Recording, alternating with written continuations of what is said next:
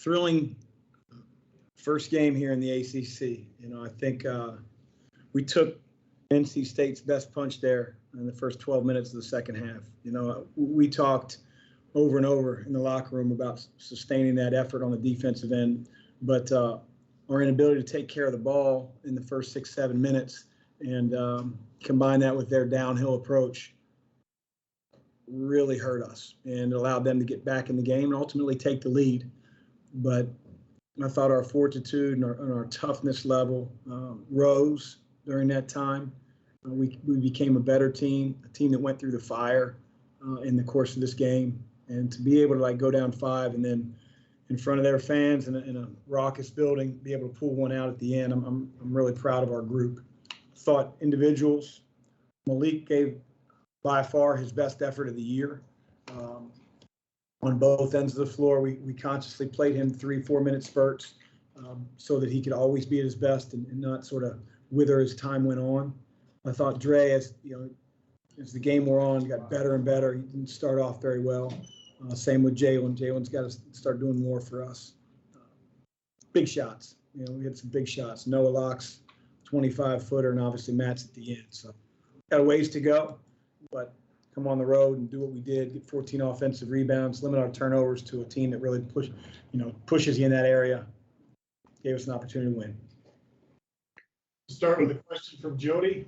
If you have a question, just drop a note in the chat. Chris, can you just go through the inbounds play that Matt hit the shot and very little time? It was almost like you had to get a quick shot and it was a tough one. Yeah, Matt has the ability to make tough shots, and it was good to see our basketball go in from 3 tonight. That play, we stole from Brad Stevens years ago. We actually call it Butler, and it's designed for end of the game type situations. Got a few other options and a few other plays as well.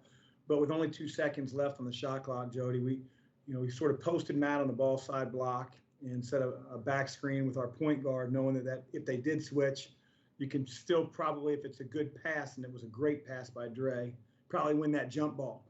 And they got confused and weren't sure what to do with the screen.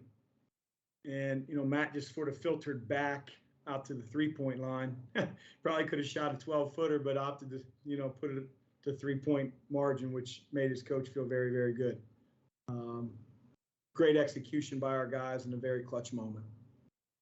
Go to Tyler and then Brett. Hey, Chris, the broadcast mentioned multiple times that Matt kept making winning plays with his effort and his hustles. Do you think it was kind of fitting that he was the one to hit that shot after someone just going to the floor and some of the effort he was given? I'd like to think that. Tyler, I'll tell you what.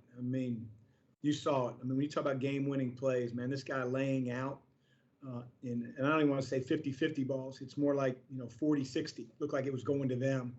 And, we had a couple guys do that. But, man, that was a huge play by Matt, huge plays. And he's a tough kid. He is not afraid to run in there and rebound. He did it at the most opportune times. And so probably fitting. That doesn't usually happen, that it works out that way. But good for him. And the good thing was it wasn't like he was, on fire for the majority. He was making a lot of those hustle plays, maybe when things weren't going great for him offensively. But big shot by him at the end. Brett? Hey, Chris, you talk about Matt doing that, but you guys as a team, you made a lot of shots in the first half. The offense was flowing pretty well. And then when that doesn't happen in the second half, sometimes you'll see a team kind of lock up because shots don't drop. Does it tell you something about your guys that when the offense went south a little bit, you hung in the game?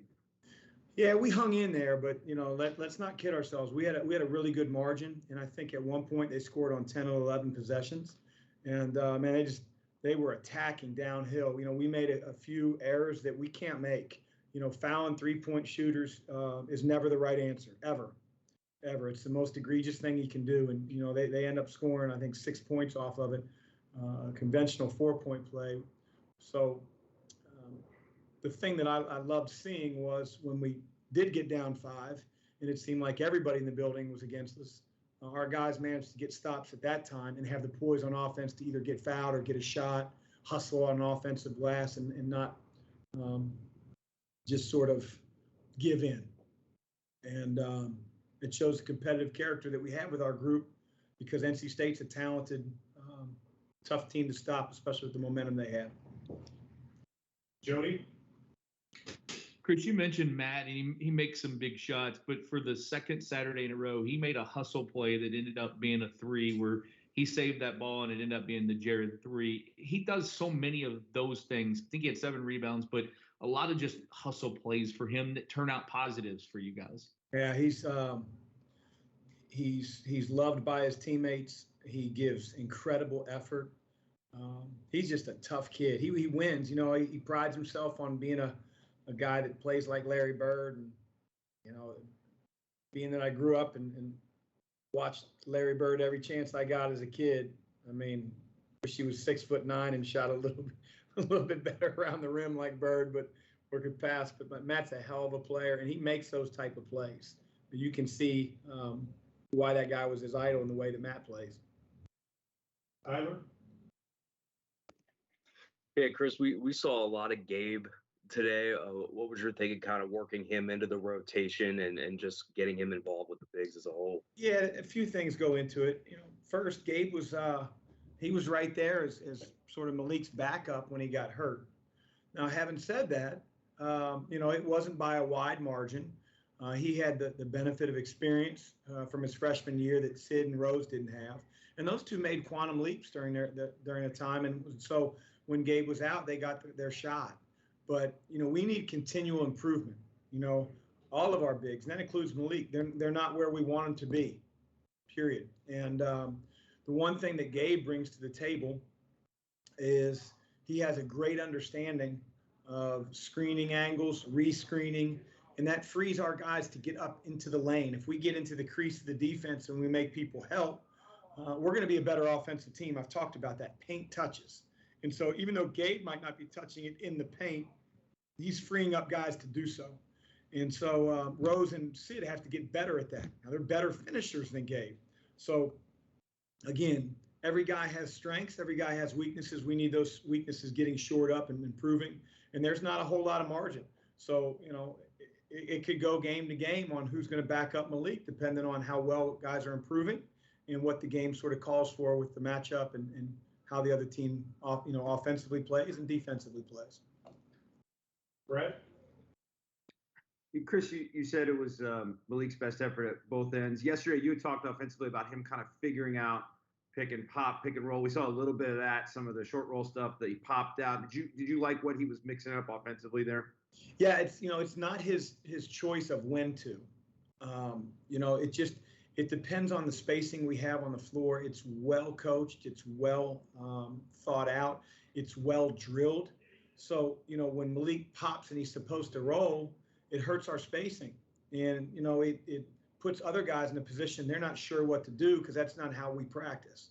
And I know he wants to get out to the three-point line from time to time, and I want him to do that. You know, he can bring the centers away.